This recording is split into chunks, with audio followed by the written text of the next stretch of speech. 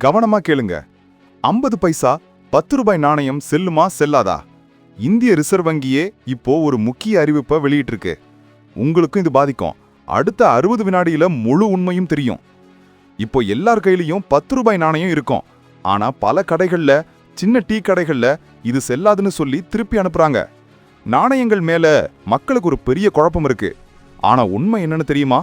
Reserve வங்கி RBI என்ன சொல்லிருக்குன்னா, ஒரே மதிப்புள்ள நாணயங்கள் அது வேற வேற டிசைன், அதாவது வடிவமைப்புல இருந்தாலும் அவை எல்லாமே சட்டப்பூர்வமானவை. ஆமாங்க, 50 பைசா முதல் 1 ரூபாய், 2, 5, 10 மற்றும் 20 ரூபாய் நாணயங்கள் இவை எல்லாமே புழக்கத்தில் இருக்கு, அதிகாரப்பூர்வமானவை.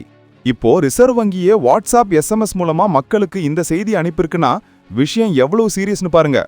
குறிப்பா சென்னை, மதுரை, கோயம்புத்தூர்னு தமிழ்நாட்டுல பல ஊர்கள்ல இந்த 10 ரூபாய் நாணயம் வாங்க மறுக்கிற பிரச்சனை அதிகமா இருக்கு. இது நம்ம சின்ன வியாபாரிகள்ல இருந்து எல்லாருக்கும் பெரிய பாதிப்பு. இது வெறும் வதந்தி இல்லங்க.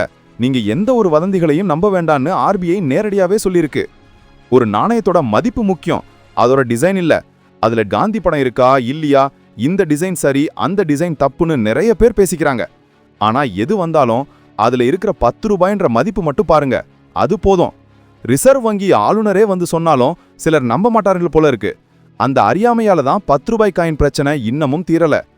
இப்போ RBIயே நமக்கு SMS அனுப்பியிருக்கு, நம்ப முடியல. நாணயம் செல்லாதுன்னு யாராவது சொன்னா நீங்க தைரியமா சொல்லலாம், இது RBIயே சொன்ன தகவல், அதிகாரப்பூர்வமானது. இனிமேல் இது போன்ற சந்தேகங்களை ரிசர்வ் வங்கியே உங்களுக்கு நேரடியாக SMS அல்லது வாட்ஸ்அப் மூலமா தெரியப்படுத்தும். விழிப்புடன் இருங்க. உங்க ஊர்ல நீங்க கடைக்கு போகும்போது 10 ரூபாய் நாணயத்தை வாங்க மறுத்தாங்களா? நீங்க என்ன நினைக்கிறீங்க? இந்த முக்கியமான விழிப்புணர்வை லைக் பண்ணிட்டு எல்லாரும் தெரிஞ்சுக்க ஷேர் பண்ணுங்க. கமெண்ட் செக்ஷன்ல உங்க அனுபவத்தை சொல்லுங்க. ஏன்னா 50 பைசா முதல் 20 ரூபாய் வரை எல்லாமே செல்லும்.